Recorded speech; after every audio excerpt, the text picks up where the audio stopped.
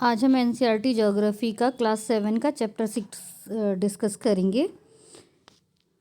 Amazon basin में जीवन। उष्णकटिबंधीय क्षेत्र भूमध्य रेखा के पास का क्षेत्र है और ये 10 डिग्री नॉर्थ से लेकर 10 डिग्री साउथ है। इसे भूमध्य रेखीय क्षेत्र कहते हैं और इसी में अमेजन जो नदी है वो इसी क्षेत्र से होकर गुजरती है। और अमेजन नदी की खोज जो है वो स्पेनिश खोजकर्ताओं ने की थी और जिस टाइम वो आए थे यहाँ खोज करने के लिए, जो वहाँ की स्थानीय जनजाति थी उन्होंने उन पर हमला कर दिया था। उन जो स्थानीय जनजाति थी उन्होंने टोपी और घास की स्कर्ट पहनी हुई थी। और प्राचीन जो रोमन साम्राज्य में अमेजन के नाम से जानी जाने वाली एक वीर महिला योद्धा थी और वो उसी के नाम पर इस अमेजन नदी का नाम पड़ा था। नदी का वह स्थान जहाँ पर किसी अन्य जल निकायों में आकर नदी मिलती है तो नदी का मुहावना कहलाता है।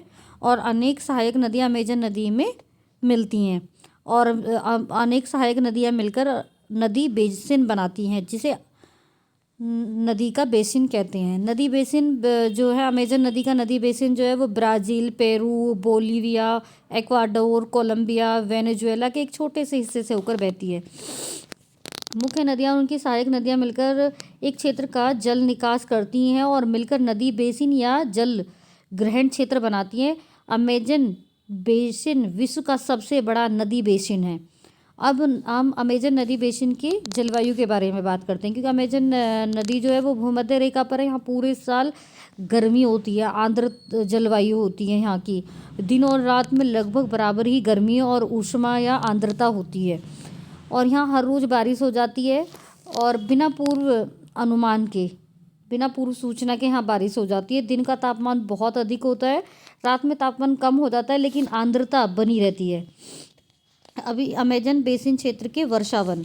इस क्षेत्र में भारी वर्षा के कारण घने जंगल उगाते हैं और वास्तव में जंगल इतने गहरे होते हैं कि पत्तियों से और शाखाओं से मिलकर छत बन जाती है और सूरज के प्रकाश को वो ज़मीन तक नहीं पहुंचने देते और ज़मीन अंधेरी और नम रहती है और यहाँ केवल छाया सहन करने वाली वनस्पति उग पाती है।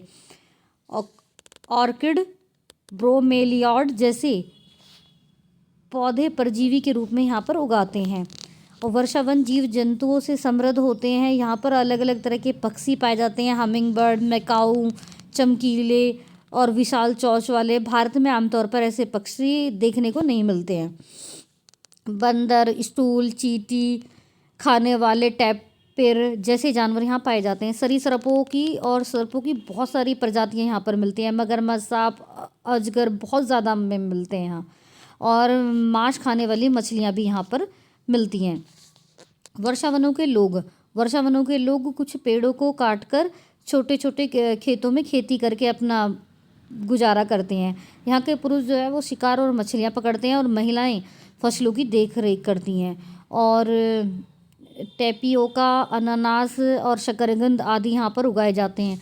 शिकार और मछलियाँ पकड़ना कोई निश्चित व्यवसाय नहीं है, इसीलिए अधिकतर महिलाएं ही यहाँ पर परिवार का पालन पोषण करती हैं और यहाँ पर सब्जियाँ उगाती हैं। और यहाँ पर जो खेती है उस खेती को कहते हैं स्लैश एंड बर्न कृषि पद्धति। स्लैश एंड बर्न कृषि पद्धति यानी ज़मीन जलाकर खेती करना।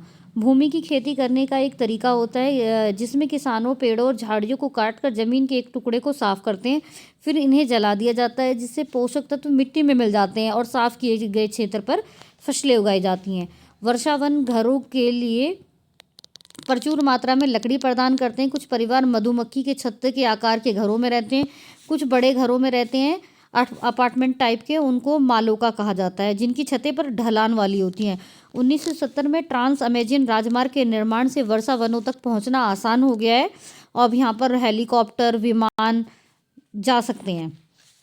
विकास गतिविधियों के कारण वैश्विक जीविता पर भरपूर वर्षावनों का धीरे धीरे विनाश होने लगा है। अनुमान ये है कि वर्षावनों का एक बड़ा हिस्सा हर वर्ष लुप्त होते जा रहा है और बारिश के साथ ऊपरी मिट्टी जो है वो बह जाती है और हरा भरा जंगल बंजर भूमि में परिवर्तित होते जा रहा है। ये सब जैविक विविधताओं के कारण हो रहा है, जो विकास की गतिविधियाँ उनकी वजह से ये सब चीज़ें हो रही हैं। अब हम बात करते हैं गंगा ब्रह्मपुत्र बेसिन में जीवन की बात करते हैं। भारतीय महाद्वीप में गंगा और ब्रह्मपुत्र नदी की सहायक नदियाँ मिलकर गंगा ब्रह्मपुत्र बेसिन बनाती हैं। ये उष्ण उपोष्ण कटिबंधीय क्षेत्र में स्थित है। 10 डिग्री नॉर्थ से 30 डिग्री नॉर्थ अक्षांश गंगा नदी की सहायक नदियां जैसे घाघरा, सोन, चंबल, गंडक, कोसी, ब्रह्मपुत्र की सहायक नदियां हैं। हिमालय और सुंदरवन डेल्टा इस बेसिन की मुख्य विशेषताएं। मैदानी भागों में धनुषाकार झीलें हुई हैं और ये मानसूनी जलवायु से प्रभावित होते हैं। मानसून जून से सितंबर तक बारिश लाता है और ग्रीष्म ऋतु और शीत ऋतु ठंडी होती हैं। ग्रीष्म ऋतु गर्म और शीत ऋतु ठंडी होती है। इसी वजह से जनसंख्या घनत्व का अर्थ होता है 1 किलोमीटर क्षेत्र में रहने वाले व्यक्तियों की संख्या से है। बेसिन क्षेत्र में स्थलाकृतियाँ विविध होती हैं। खड़ी ढलानों वाले पर्वतीय क्षेत्र में भूभाग निर्जन है क्योंकि यहाँ पर लोग नहीं रह सकते हैं। गंगा ब्रह्मपुत्र बेसिन के पर्वतीय क्षेत्रों में कम लोग रहते हैं क्योंकि यहाँ लोगों के रहने के लिए समतल ज़मीनें वगैरह नहीं है। ये ढलान वाली पहाड़ियाँ होती हैं यहाँ।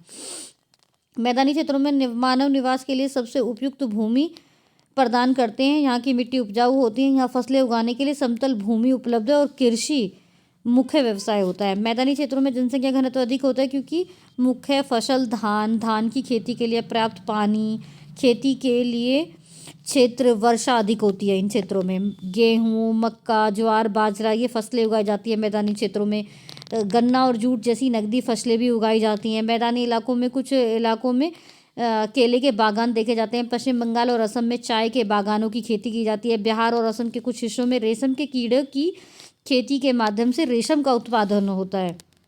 गंगा और ब्रह्मपुत्र के मैदानों में उष्णकटिबंधीय पर्णपाती वृक्ष, सागौन, साल, पीपल उगाए जाते हैं। ब्रह्मपुत्र के मैदान में घने बांस के जंगल आम हैं और डेल्टा क्षेत्र वनस्पतियों से ढके हुए हैं। उत्तराखंड, सिक्किम, अरुणाचल प्रदेश के कुछ हिस्सों में चीड़, देवदार, फर जैसे शंकुधारी वृक्ष देखे जा सकते हैं क्योंकि यहाँ की जलवायु ठंडी होती है। अब बेसिन में विविध प्रकार के वन्यजीव, हाथी, बाघ, हिरन, बंदर ये आम मिलते हैं। ब्रह्मपुत्र के मैदानी क्षेत्रों में सींग वाला गैंडा भी पाया जाता है और डेल्टा क्षेत्रों में बंगाल टाइगर, मगरमच्छ पाए जाते हैं। नदी के ताज़े पानी, झीलों और बंगाल की खाड़ी में जलीय जीवन प्रचुर मात्रा में है। मछलियों की सबसे लोकप्रिय किस्में रोहू, कैटला, हिल्सा ये सब यहीं पाई जाती हैं। खड़ी ढलानों पर सीढ़ीदार खेत बनाए जाते हैं ताकि समतल सतह बना सकें और जिस पर फसलें उगाई जा सकें। ढलानों को इसलिए समतल बनाया जाता है ताकि पानी तेजी से ना बहे।